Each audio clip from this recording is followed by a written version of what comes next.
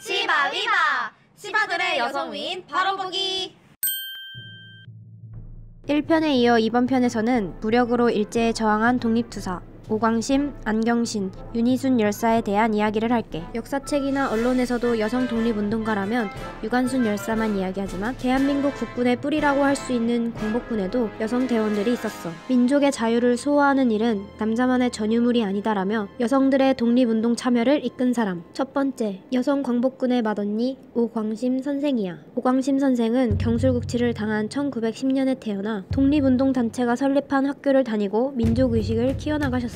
그렇게 한인 제자들에게 민족 교육을 가르치는 교사로 활동하시다가 1931년 만주사변이 발발하고 교사를 그만두었어. 독립운동 전선에 직접 뛰어든 거야. 그것도 군인으로 말이야. 처음에는 조선혁명군 한중연합 항일전의 지하 연락 공작을 맡으셨대. 당시 다양한 독립운동 세력들이 있었는데 통일된 독립운동 단체 결성에 대해 한창 논의 중이었어. 조선혁명군에서는 협력 문제 논의를 위해 오광심 선생과 남편인 김학규 선생을 파견했지. 만주에서 남경까지 정말 먼 거리를 가는 길에 일제의 감시와 검문을 피해 회의에 참석하였어. 하지만 회의 기록 보고서를 휴대한 채 다시 만주로 간다는 것은 매우 위험한 일이었어. 그래서 오광심 선생은 아예 200페이지짜리 보고서를 통째로 외운 다음 만주로 다시 향하였지. 만주의 조선혁명당 본부는 이를 바탕으로 비밀 지령문을 작성할 수 있었어. 1939년 광서정 청년공작대에서 활동하던 선생은 항일투쟁의 내용을 담은 합창, 연극 및 벽보 제작 등의 활동을 통해 항일 전선 활동을 하였는데 이는 한국광복군 창설의 밑거름이 되었지. 그렇게 1940년 대한민국 임시정부는 마침내 꿈에 그리던 군대 한국광복군을 창설했고 창립식에는 오광심 선생을 비롯한 여성 광복군들이 참석했어. 이들은 일제와 당당히 맞섰던 여성 군인이었던 거야.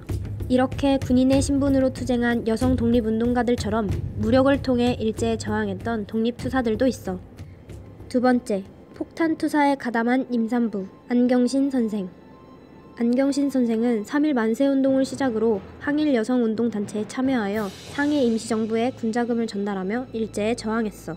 1920년에는 대한광복군 총영에 가담하여 활동을 시작했는데 당시 상해 임시정부는 한국의 독립과 관련하여 외신의 주목을 끌기 위해 폭탄을 터뜨리는 전략을 세웠어. 이때 안경신 선생은 무력의 수단으로 폭탄투사에 가담한 거야.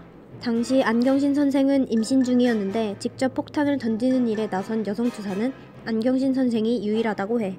폭탄 거사는 서울, 평양, 신의주 등 세 도시에서 실행됐어.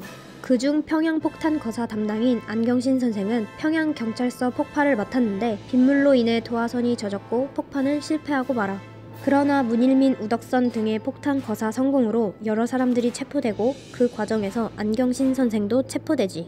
체포 후 안경신 선생의 기록은 없어. 남아있는 기록은 대한애국 부인의 동지인 최매지의 기록뿐이야. 여성 독립투사 중 기록이 제대로 남아있지 않거나 후대에 잘 알려지지 않은 사람은 안경신 선생뿐만이 아니야. 마지막, 백성의 군대를 이끌다. 국내 최초, 국내 유일의 여성 의병장 윤희순. 나라가 망하기 직전 당시 정식 군대가 아닌 일반 백성들로 구성된 의병 활동이 활발했어. 그들을 이끈 것은 대부분 덕망 있는 유생이었지. 그런데 남성 의병장들 사이에서 여성 의병대를 조직하고 여성 의병대를 직접 이끈 여성이 있었어. 바로 여성 의병장 윤희순 열사야. 을미의병 당시 의병들을 위해 음식과 옷을 조달하는 임무를 맡았었어. 정미의병부터는 조달과 조력 정도로는 안 되겠다고 결정. 일본군에게 직격탄을 날리기 위해 직접 탄약 제조소를 운영하며 탄약을 제조해. 탄약을 제조하여 의병들에게 전달하다가 결국 직접 의병대를 조직하게 되지. 남성들과 똑같은 훈련을 받으며 전쟁에 나섰던 윤희순의 여성 의병대. 백성들의 노력에도 불구하고 1910년 결국 나라는 망하지.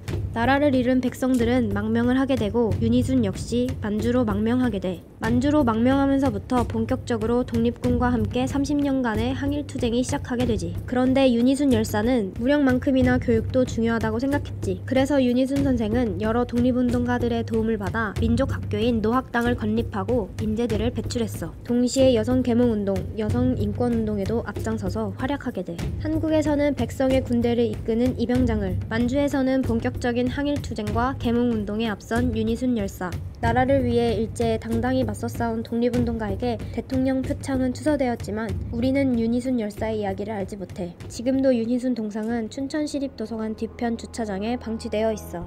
우리는 여성 위인들을 모아 그들의 업적을 공부하며 이렇게 많은 여성 위인들이 있었다는 점에 대해 많이 놀랐어. 나라를 지킨 위인들에는 남성과 여성이라는 구분이 없어야 하는데 지금까지 써내려진 역사에는 여성이라는 이유로 업적을 폄하당하고 역사 속에서 지워진 사람들이 너무 많았다는 거야. 1편에서 말했듯이 총칼을 들고 싸운 사람들에게는 대표 인물을 살해하지 않았다 라는 이유로 전쟁에 참여하여 싸운 여성 독립투사들의 업적을 지워나갔지. 우린 역사 속에서 나라를 위해 맞서 싸운 여성들을 배우지 않았어. 배워도 농계, 유관순 열사 정도? 그랬기 때문에 여성은 여전히 전쟁 속에서 화장이나 하는 사람, 나라 지킬 때 집안일이나 한 사람으로 인식되고 있어. 여성들이 일제에 저항하지 않는 수동적인 존재가 전혀 아니었는데 말이야. 물론 모든 위인을 역사에 기록할 순 없겠지만 적어도 여자라서, 사회주의자라서 역사 속에서 지워지는 일은 더 이상 없어야 해. 그리고 이런 위인들이 있었다는 것을 기록하고 기억하는 것은 우리 후대의 몫이 아닐까? 시바 위반은 계속해서 분야별 여성 위인들을 공부하고 기록할 거야. 다음 영상에서 만나.